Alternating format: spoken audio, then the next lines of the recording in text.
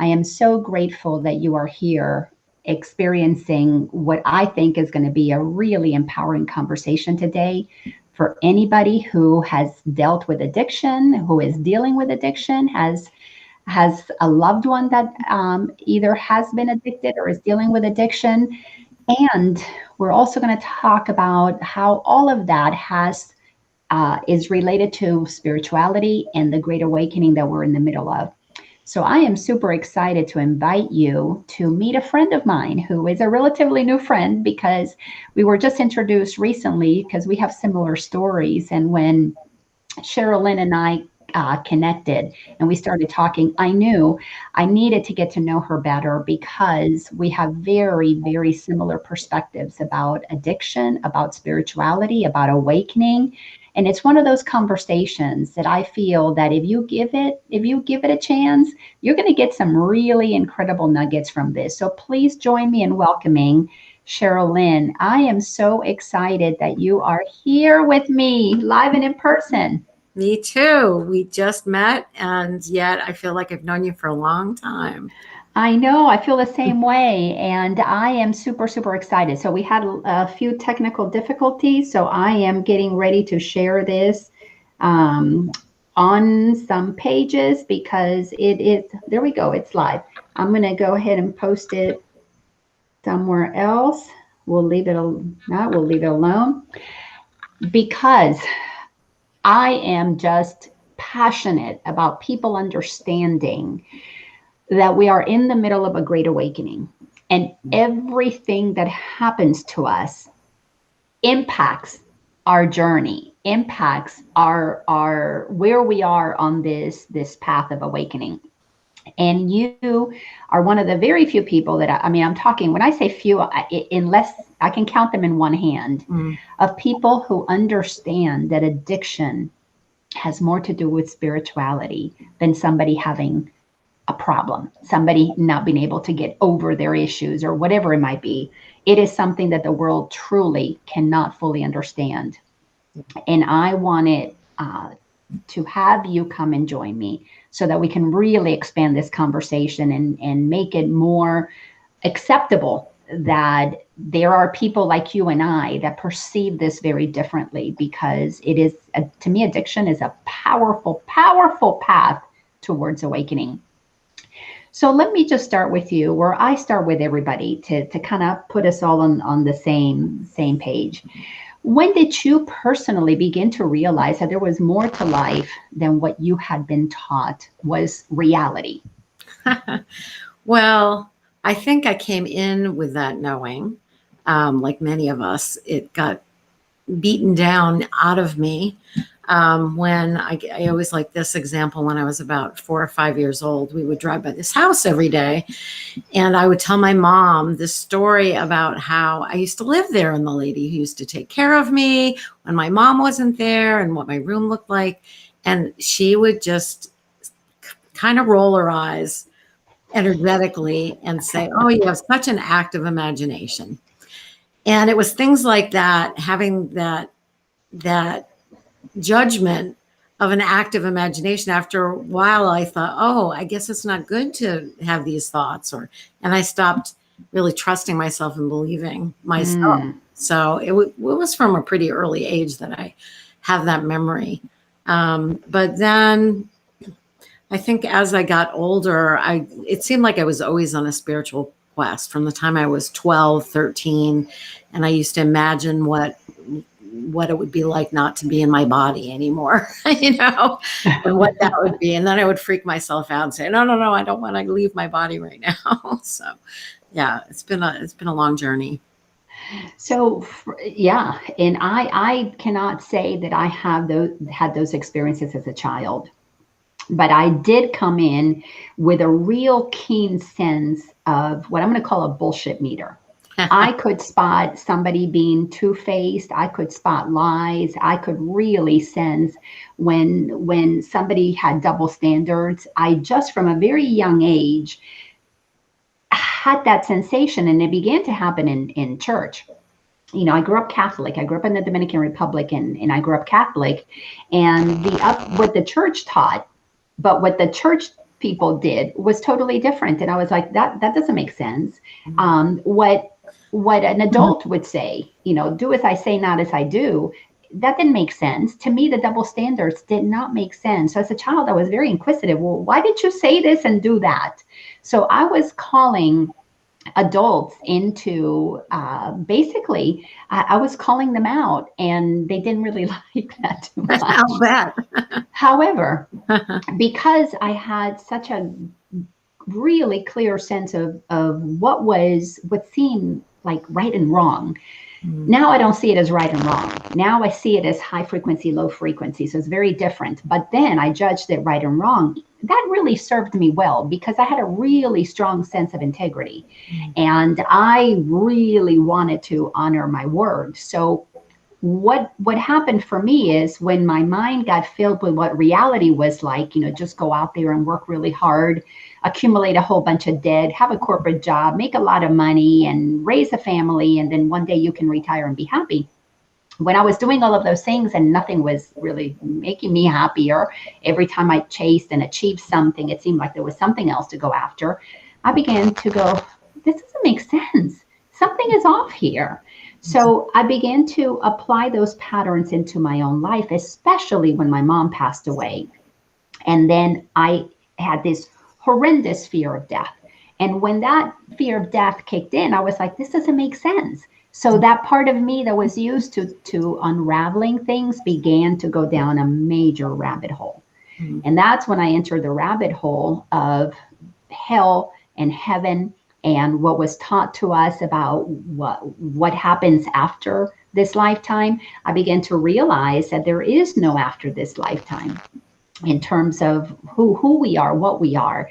What we are is something that is eternal, that has this lifetime and has another lifetime and has, a bazillion lifetimes. So I needed to figure things out in this lifetime. And with my strong sense of integrity, I began to discover some things that were not taught to me. When I began to encounter what source is, what God is, what I am, I had to then apply that integrity and to keep me on that path of really walking my talk. And well, clearly that served me so well. My whole life fell apart, but that integrity and groundedness served me so well that it helped me when my son began his drug addiction, that it served me so well because I had such a strong sense of integrity of following my inner guidance, that it allowed me to really be of service to my son. So it sounds like you put off your knowingness when you were a child, kind of tucked it away a little bit. When did you begin to pick that up so that it would be part of who you are as an adult, or maybe even not as an adult, but later on in your life? Again, it was a series of what I'll call awakening experiences that one after the other, I started really remembering myself. And like what you were just saying, that connection to something greater than myself and the expansive awareness that, I'm more than this body. I'm more than my thoughts, that I'm eternal, all of that. And, again, I could pick any one incident of my remembering myself and my connection to God. But I think what happened was it was a slow progression until things got more and more dramatic. It was like the cosmic 2x4s were getting bigger and bigger until it was like, wake up and see and live this way, not just have it be a spiritual practice, but actually live the life that you're meant to live, which is to walk around not being afraid of what's on the other side and just allowing it in.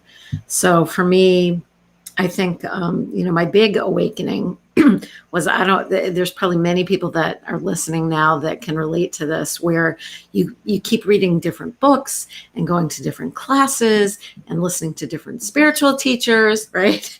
And thinking that you're going to find an answer for yourself. Like for me, I felt very shaky like a leaf in the wind.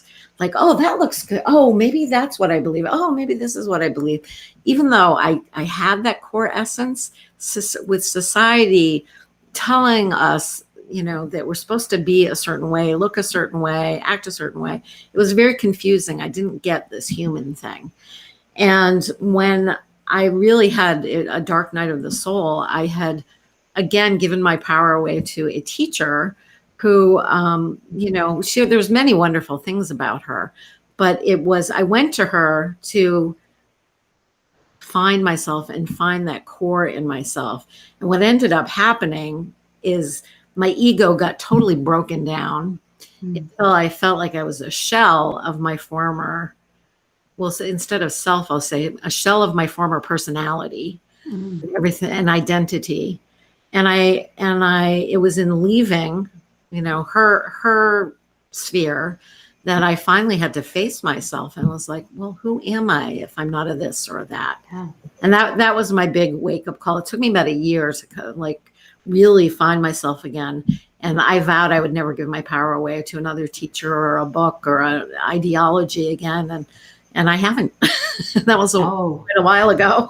Good for you. Good for you. I definitely, I've been on this journey for 15 years. Well, I've been on the journey for about 20 years, and I've been a coach and a teacher of spiritual principles for 15 years. And it is really, really clear that everybody goes through that. We all give our power away first to mom and dad. And then we give it to the church, and we give it to the education system and the government. Right now, all of those things are breaking down. Right. But one of the things that is really fascinating on this journey is to observe how we give our power away to teachers. And I definitely have done that myself with others. And I've noticed where there were times earlier in my journey that I really wanted people to put me on a pedestal. My egoic self. Yeah. So breaking all of those things down helped me really come to the place of realizing our equality as divine beings. And it was, again, that was another one of those elements that assisted me in being present for my son when he was going through his drug addiction, because you can't fully serve another being from a spiritual perspective if we are on a pedestal. We cannot put ourselves on a pedestal and let them know how low they are. We've got to connect at a soul level, which means we have to be equals. And that, of course, is another one of those things that is not how the world teaches about addiction. That so many addicts are seen as the scum because, they're failures. They totally, they can't hold a job, and they can't hold this. They can't hold a promise. They can't, hold their word, whatever it is. So yeah, it sounds like you and I had lots of little pieces that helped us realize authority is not outside of us.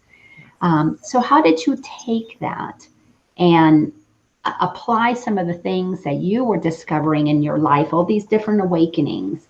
How did all that serve you when you began to realize that you had children with addiction? So that's one question. But also I want then for you to let us know, how did the addiction process begin? How did it touch your lives? And then we'll take how you were in terms of your alignment with your awakenings, then present to the addiction that was taking place in your family. Cool. Okay. So for me, my son actually, who has some addictive tendencies, I will say, he actually paved the way with his mental health challenges, so that by the time, my daughter was having drug addiction issues, he'd actually already prepared me in many ways. It prepared me in that I learned from years of trying to fix him. Like, oh, not my son. He's gonna be one of those. We're gonna find a magic formula, and he'll be over it. And he was clinically diagnosed with schizophrenia and mood disorder, which is called schizoaffective disorder. And it was very dramatic. We went through many, many different things. He even was incarcerated at one point. And all of it really paved the way for me realizing that he was on his own journey. and that my only job really was to love him like that. And with him, I feel in some ways I'm even farther along just because I've been dealing with it longer. My daughter, the thing with my daughter really started, I think, a while ago. It was not something that I realized, like the subtle things about addiction, like, when you're in high school and everyone's drinking and, partying, it's hard to tell the addicts from the ones that are just experimenting. And so there was that element to it, but things I think really accelerated when her dad got sick. And he was a very difficult person. We had divorced a few years before this, and she just had a really hard time, like, knowing how to deal with the fact that her dad was really sick. And that was when, somewhere around that time, is when she started experimenting with pills. And, of course, pills, they're more expensive. And eventually that led to her using heroin. Mm-hmm. And knowing that her addiction is also, just like my son's, part of her journey, and that there's nothing I can do to stop it. I mean, there was one incident where I actually helped her get clean. And I told her after it was done, because it was horrible to watch your child go through that. It was not fun, but she wouldn't go to rehab at that point. And afterwards I said, if you ever relapse again, you're on your own. I mean, I'm here, but I will not do that again. I still love you, but it was just too hard. It was emotionally traumatizing for me, actually. So it didn't matter when I was in the thick of it, my deeper understanding of the fact that this was her journey, that she, I feel that I'm supported by beautiful cosmic family as well as earth family. And I could feel that she was as well, that she was completely surrounded and, had a support system. But that didn't make any difference in those wee hours of the morning when, the anxiety would start. And I think, oh my God, what if she leaves? What if she leaves the planet before me? And I think that's the key thing with anyone dealing with anyone, not just your children, but anyone with addiction. We hear all these stories about, how horrible it is when someone dies. But when you know that you're always connected, right, Laina? We did talk about this. When you know you're always connected, then as long as you can take a deep breath, come back into the present moment and be like, oh, yeah, in a body now, out of a body eventually. No one knows exactly how long we're going to be in these bodies. And if that happens, then that's when to, deal with it, right? And that's exactly what having reconnected spiritually to my truth and my sense of self as a higher, my higher self, as a capital S self, not my small egoic self, having had the opportunity to begin that journey before my son started his drug adventure was powerful, absolutely powerful, because it prepared me with I'm going to say, a level of grounding for all of the other lessons that came on while he was on his drug adventure. Because it's one thing to know it in your head that we're one. It's a whole nother thing, as you said, to watch your child ingest something that you have no idea what's in whatever they're putting in their body. They don't really know what they're putting into their body, because just because they got it from a friend who got it from a friend who got it, we don't know. I've been around the block enough to have heard so many stories about these chemicals laced with other things. And, there are just people on this planet. They're here. Their journey is to do very unloving things. So all of the times that I know in my head, he's eternal. If he dies, we're still connected. Yes, in my beingness, I didn't walk the talk. So I would go into my fears and my terror. What if this is the last moment I'm going to see my son?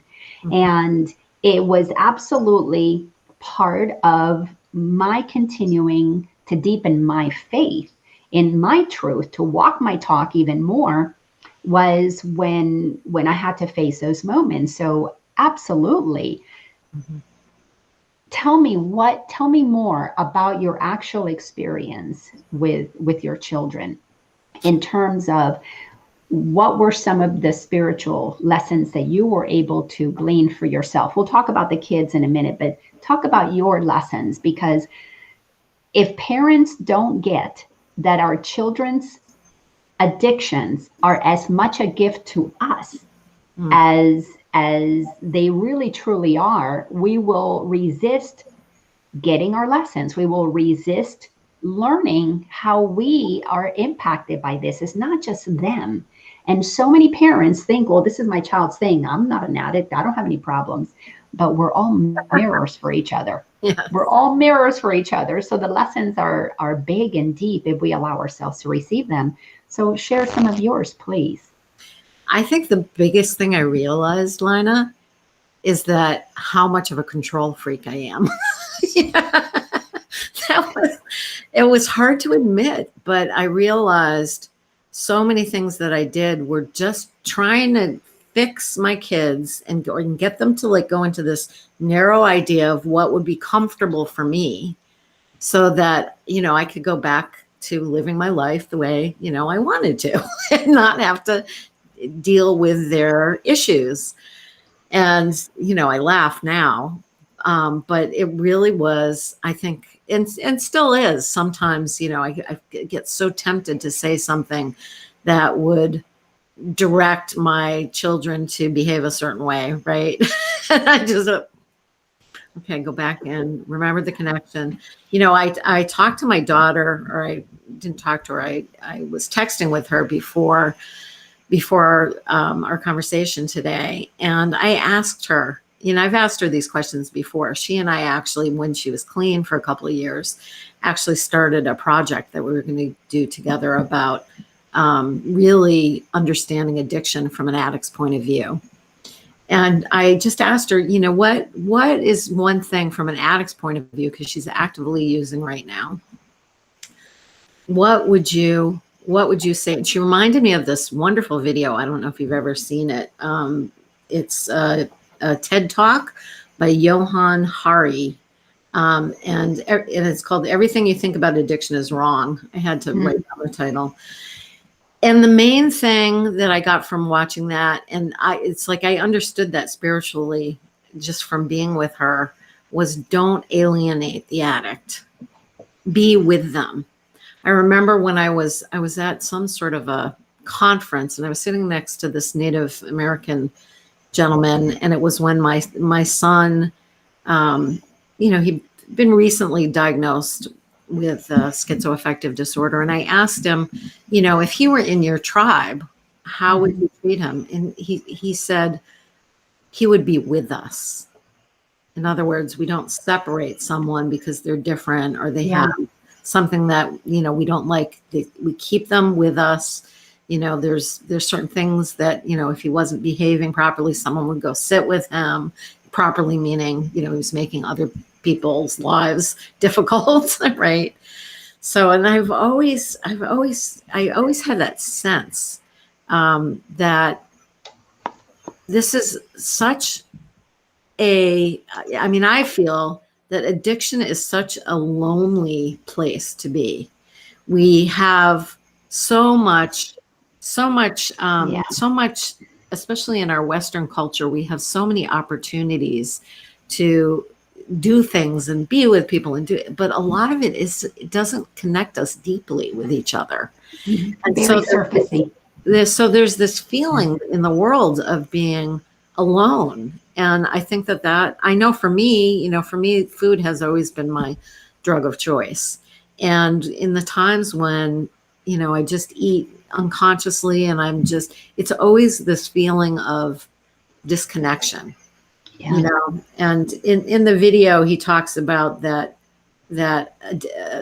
being sober is not the opposite of addiction. It's actually connection is actually the opposite.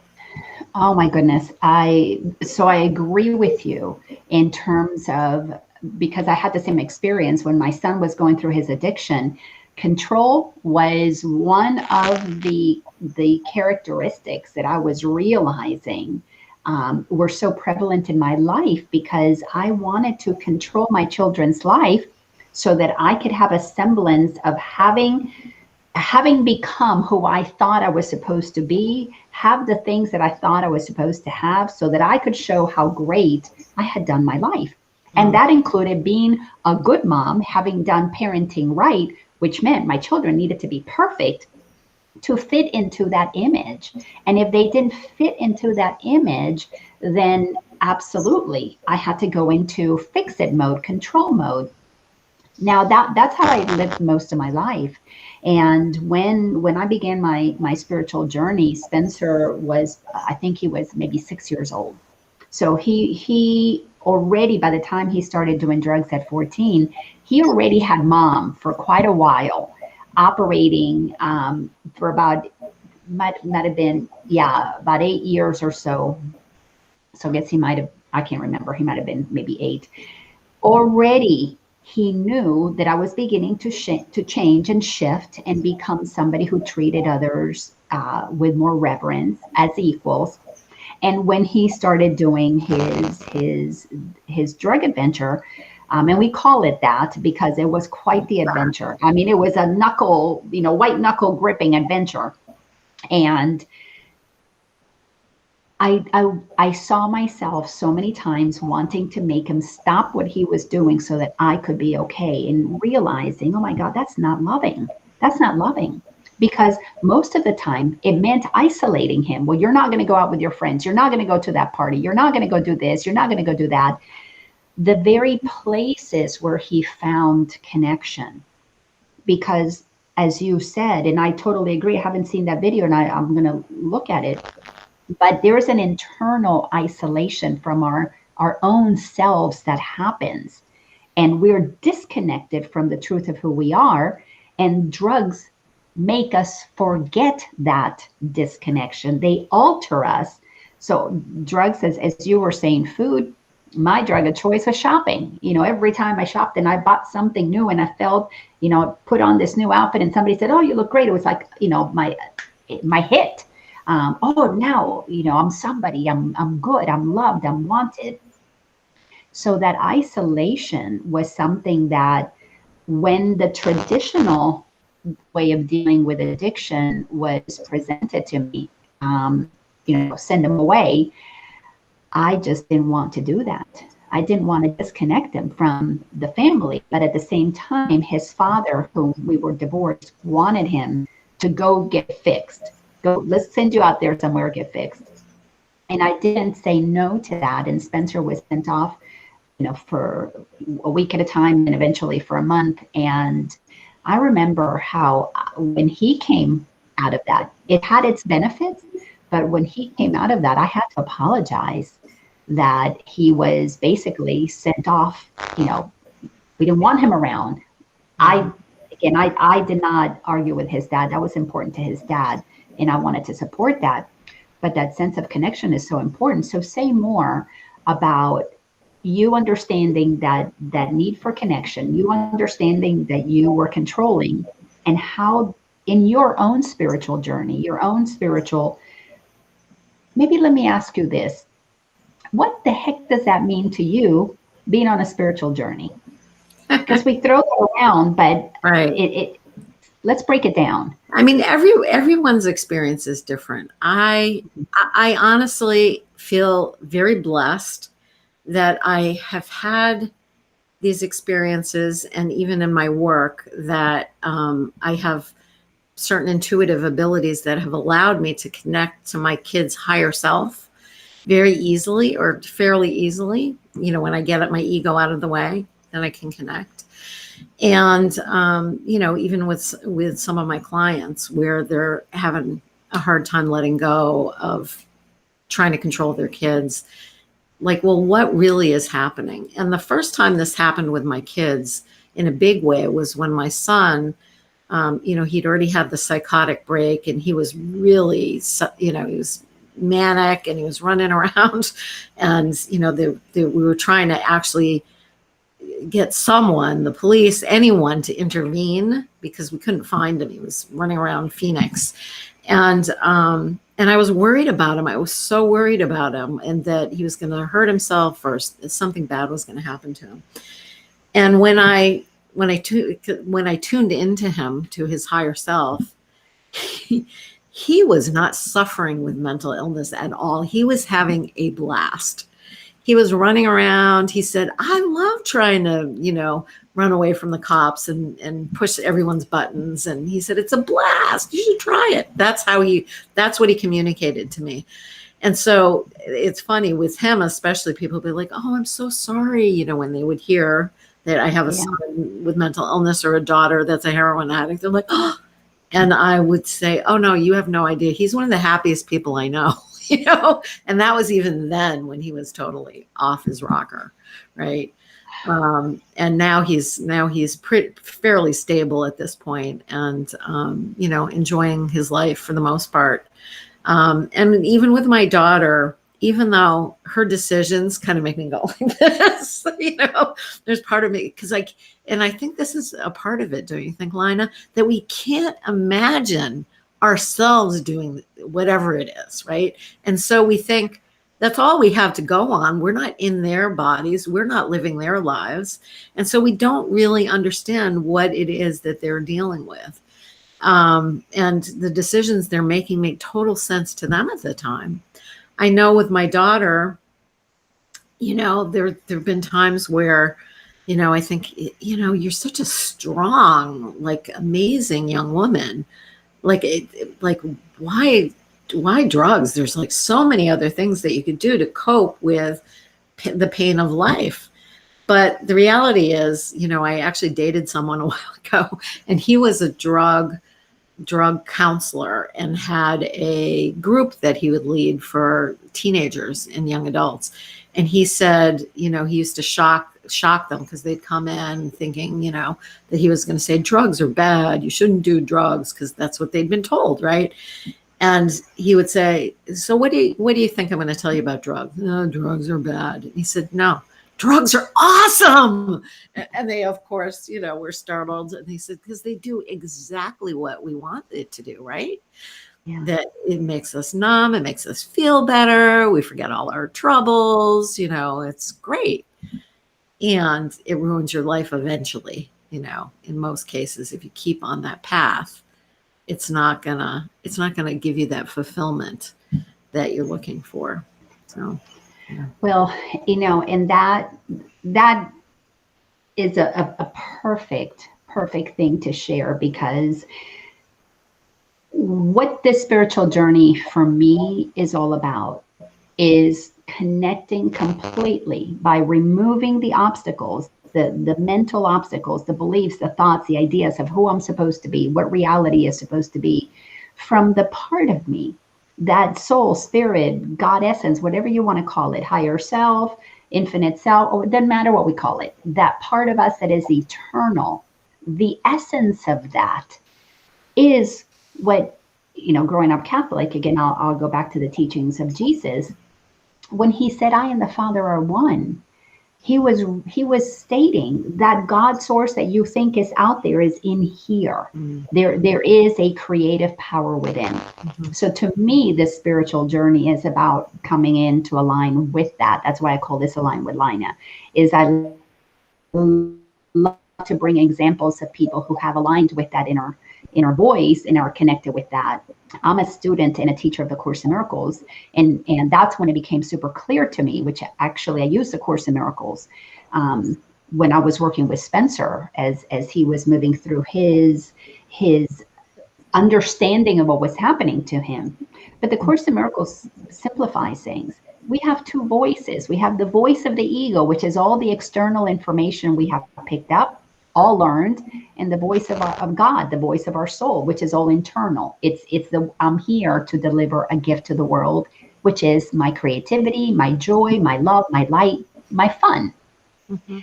So the spiritual journey for me is about sorting out those two voices and aligning with the one that is our natural voice. So you have to unlearn a lot of the programming, delete all of these thoughts, like you and I trying to be controlling. Why are we controlling? Because it was taught to us. Right. So we want to let go of that control so we can connect with our children or whomever at a deeper place. And that was probably the most profound thing that happened to me with Spencer. Is you were talking about tapping into your children's higher self. I connected with consciousness who kept saying to me, you know, your child does not need a drug intervention. Your child needs a soul intervention. You've got to go in there and remind him he has a soul. Right. Remind him that he has a voice inside of him that could guide him out of this. He's only drugging because he's not listening to his inner voice. The drugging is what we do. And again, it's any addiction. At the time I was going through a divorce of a man I had married after I divorced my kid's dad. And I realized that I was addicted to his approval. I became addicted to what he said. It's like that marriage meant so much to me that I was willing to not listen to my guidance many times, many times, for which I would look back and felt guilty. And then, of course, I had to do my forgiveness work. But many times I would listen to what Ken was saying, that he needed me to be with him. Because he was jealous of the time I was spending with my child. That's his, new marriage.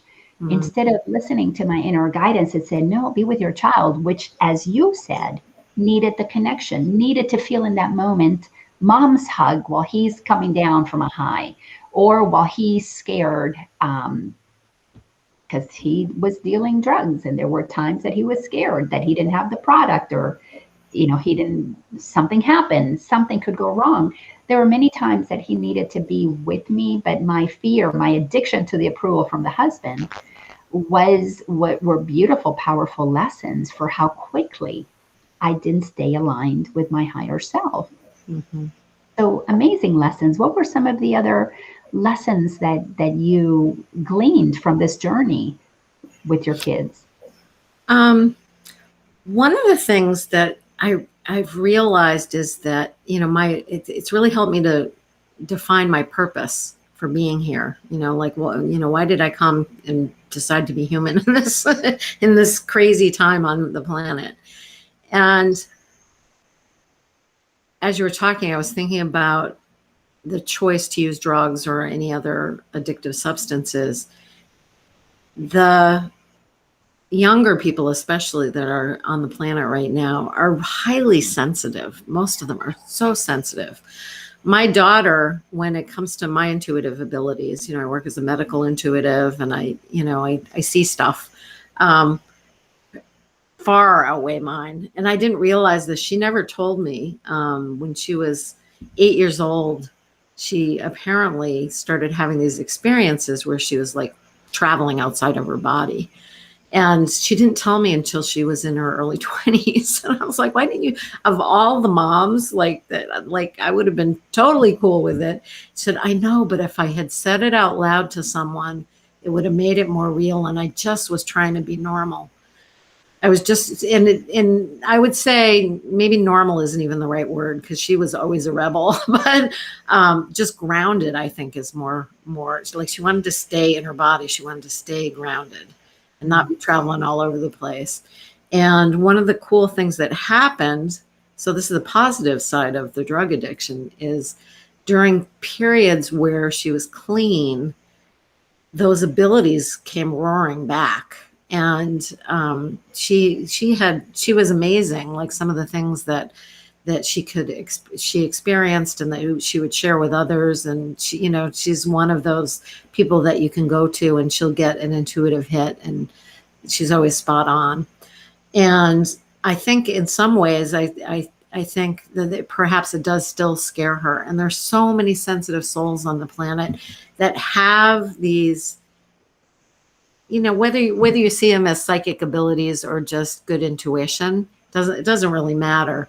But they're picking up on the energy that's on the planet. And right now it's very chaotic, especially with what we've just been through over the last year and a half, 2 years.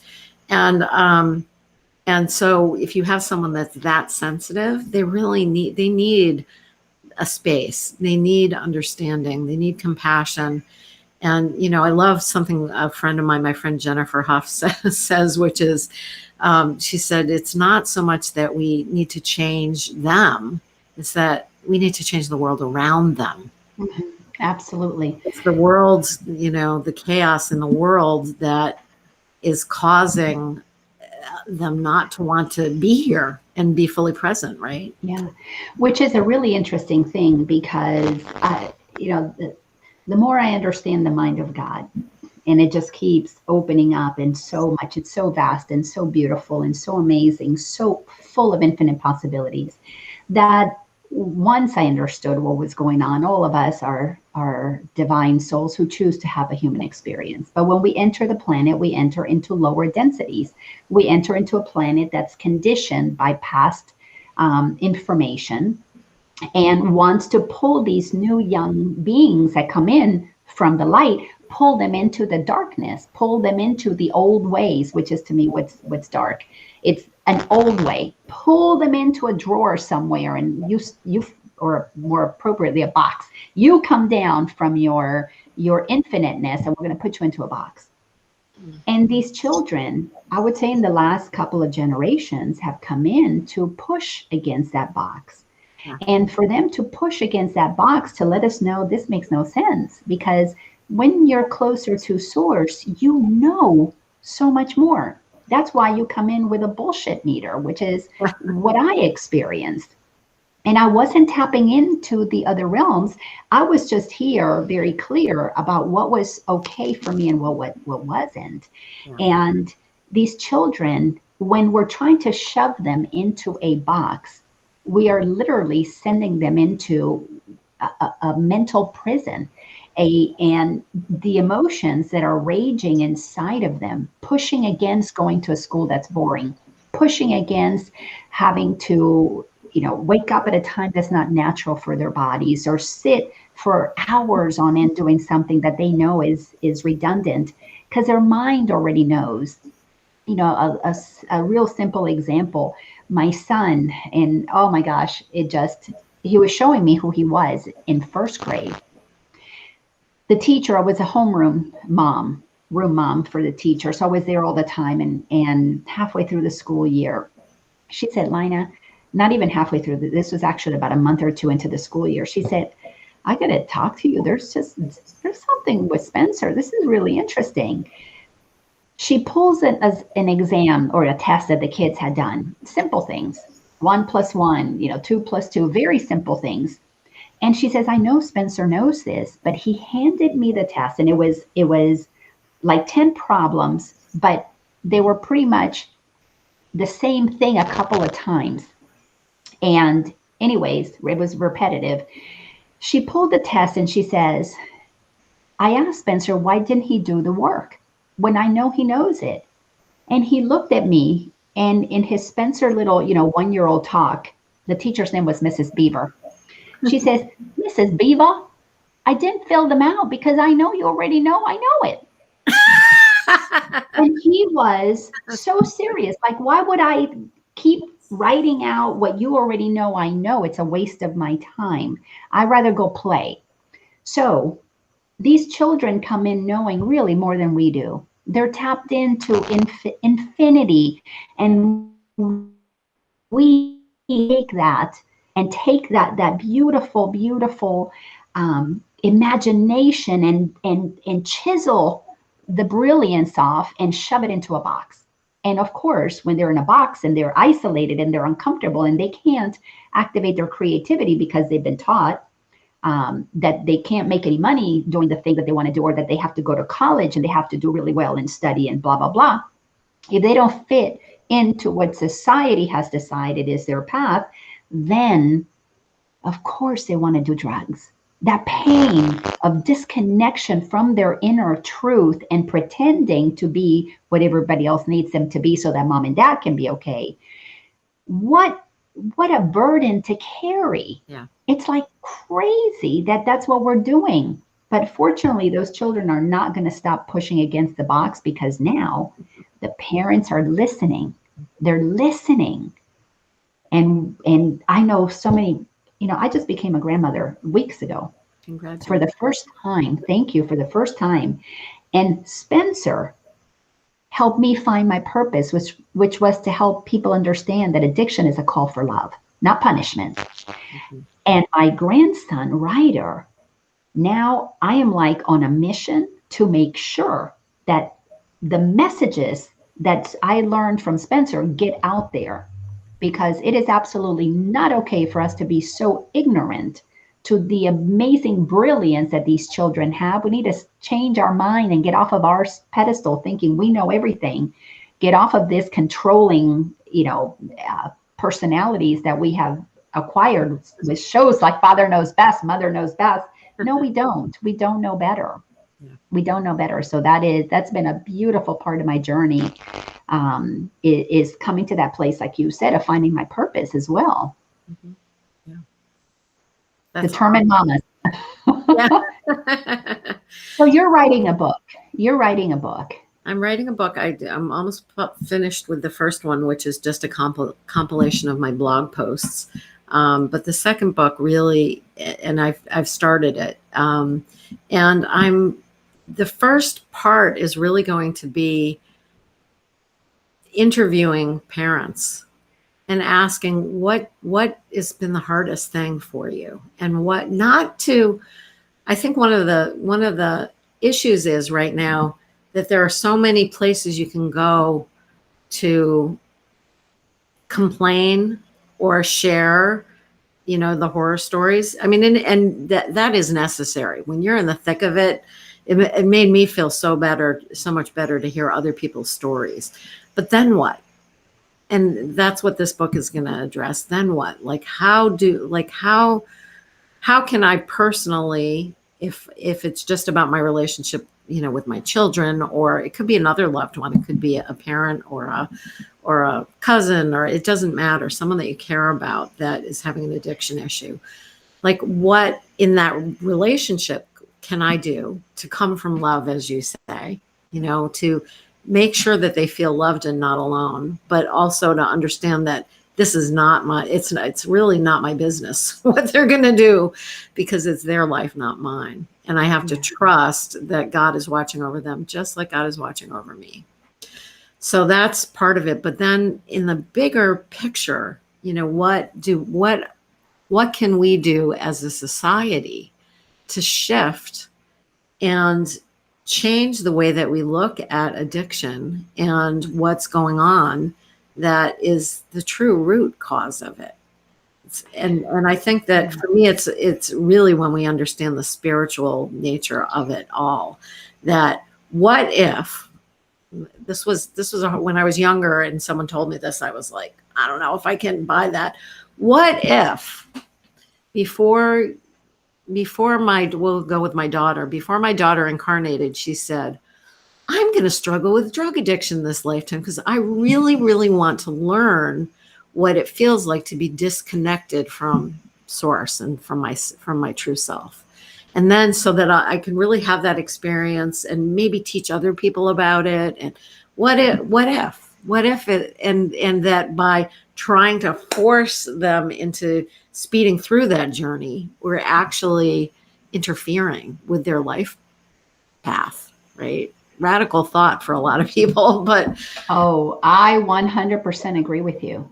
I absolutely have come to know as my truth that every single one of us is here with, as the Course in Miracles says, the script is already written, which means not that we don't have the ability to change things while we're here, we have free will. But before we incarnate, at a soul level, we are doing exactly what your son's higher self was telling you. This is a playground planet Earth. I'm going to go down there where I'm going to get lost in the insanity. And I know I have a lifeline, direct lifeline to sanity. And I will either have unconscious parents that help me through that help me solidify my pain, or I'm going to have conscious parents that assist me on the journey to remembering who I am. It is absolutely something that we plan to do. Now, I know a lot of people don't want to believe that, because who would plan to do such misery?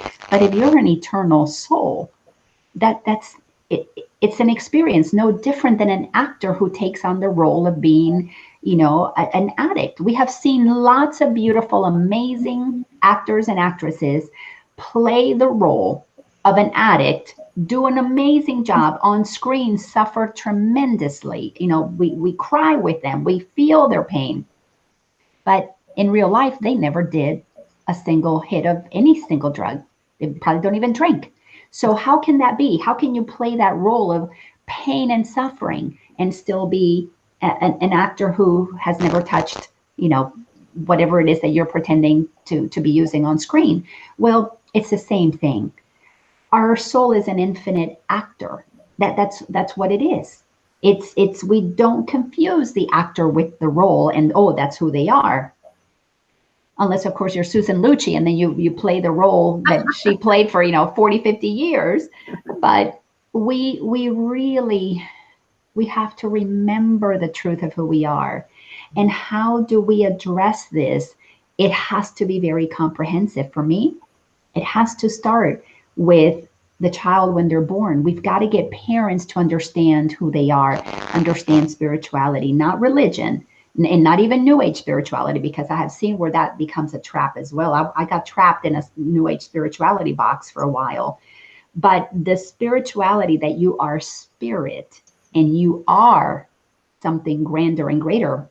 And then we've got so many other things that need to be cleaned up. We need to clean up the education system that does not educate to a higher being. It educates to put people in boxes. Although many wonderful teachers who are younger are pushing that system. Many conscious parents are pushing that system. The medical system is messed up, to the way that we numb our children with pills, that we teach them that pills are what you need, to feel better. The insanity of making things illegal that are helpful. Natural things like pot. There are natural things that assist us while we're navigating this insanity to feel a little bit better. Mm-hmm. And I'm not a pot smoker, but I know a lot of people, many adults, who smoke pot, and it's just a nice way to relax. Why is that illegal? It doesn't lead you really to other things. That's not what led my children to other things. What led them to other things was the pressure that they were experiencing. So, oh my goodness, we could talk for 3 hours about this. I think so. Say more about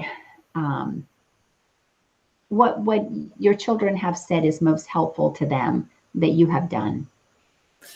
Well, it was a wonderful moment, and I know from listening to other parents that you're blessed if your kids come to you and say, "You did a good job, Mom." And both my kids have said that to me, because what we see a lot of times is that our fear will get in the way of us actually remembering that we love this person, that we care about them, and that we want to be connected to them. And instead we just push them away. So, and I didn't really do that with my kids. Now with both of them, if my son was like way off in psychosis land, I would, because he would say some pretty awful things to me. But it wasn't him, it was I definitely felt like he was possessed, temporarily possessed. And that was part of his spiritual journey. But when he was like that, I'd be, "I love you. I'm going to hang up the phone now, and I'll talk to you when you calm down." And with my daughter, it was the same kind of thing. It's like, I really don't want to spend time with you while you're high, because it's like you're not really there to me. And, the drugs are who I'm talking to. But I love you, and, I'll see you. And, well, we haven't seen each other in a long time because of COVID, but, I'm not going anywhere. And I've got your back on a certain level. not, enabling her, but just letting her know she's loved and that, she's not alone. So I'm very fortunate that I don't see my kids as broken. Ditto, ditto.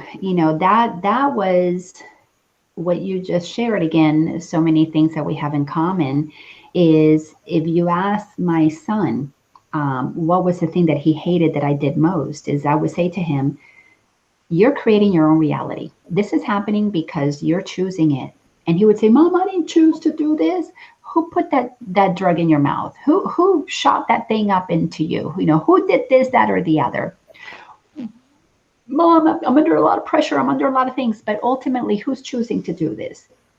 He hated that I would say that to him. And if you ask him, what is the best thing that your mom did for you? He would say, she kept telling me that I was creating my own reality, until one day I realized, why am I doing this to myself? And it was for the exact same thing that you said. I didn't see him as broken. I saw him as two parts. I saw that the conditioned egoic part that I had to see, oh my God, I contributed to all those pressures. I needed you to be a certain way for me to look good. I needed you to behave and to achieve and to become and to, look a certain way and do certain things. So I know I contributed to those pressures. So there was the acting, there was that role that was being played, and then there was the truth, the essence of who he was. So I would always look at the two and separate the two.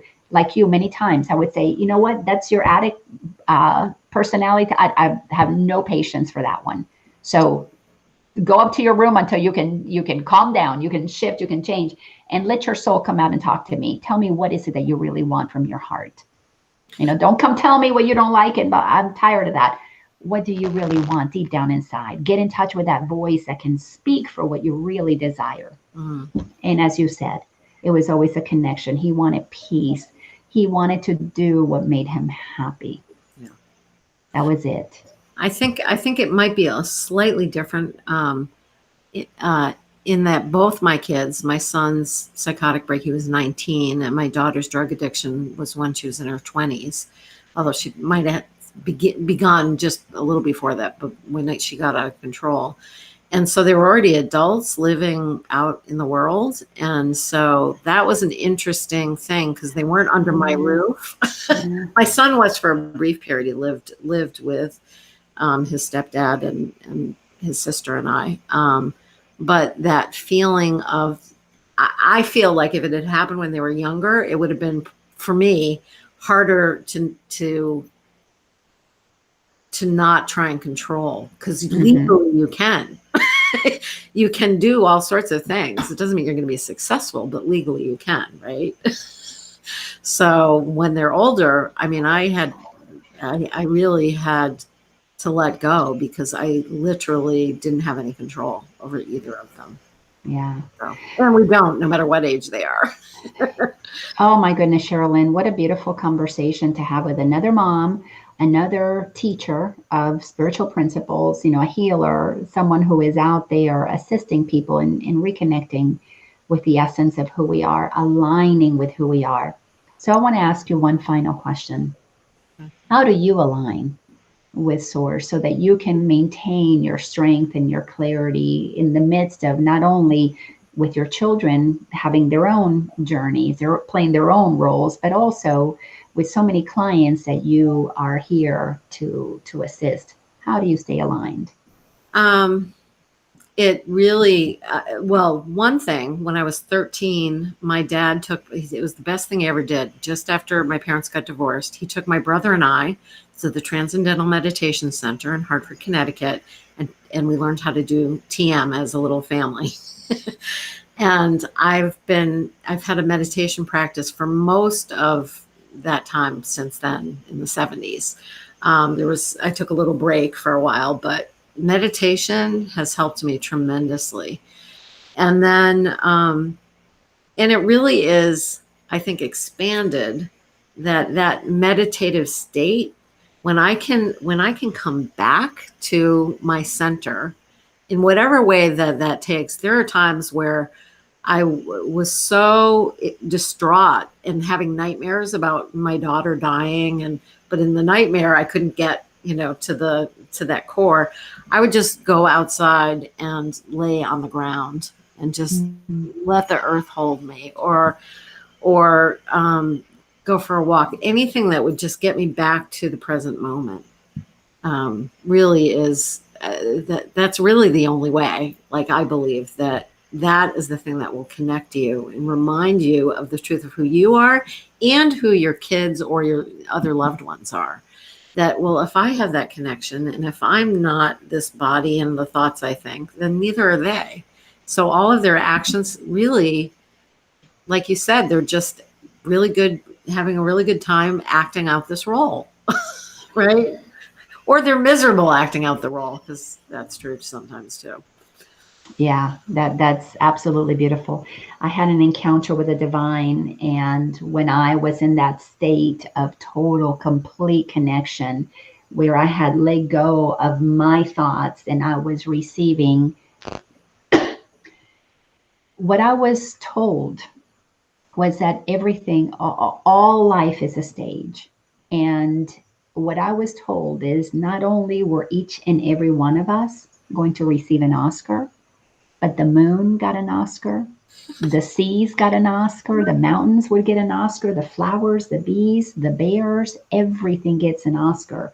And in that visualization, I just started laughing because I realized, oh my God, I get an Oscar and you get an Oscar and we all get an Oscar. And if we remembered that we're all playing these games, we would all finally go, why keep doing the same thing expecting a different result? Let's just have fun. Because to me, that's what's happening. Our great awakening is because we're tired, we're bored of playing the old roles of wars and separation and cheating and lying and jealousy. We're tired of control and rich and poor and all of those things that cause us to get addicted to something, to not feel that pain. Let's just skip the pain and go right to the joy. And that's what I'm so excited about. And how can people find you if they want to connect with you? They can go to my website. It's SherrylLin.com. Well, you can see it on the screen. But let me spell it, because this will also be a podcast. Okay. So it's SherrylLin.com. Yes. So you can find my website. I'm also on Facebook. I have under the same name on my personal page, and my business page is Sherryl Lin.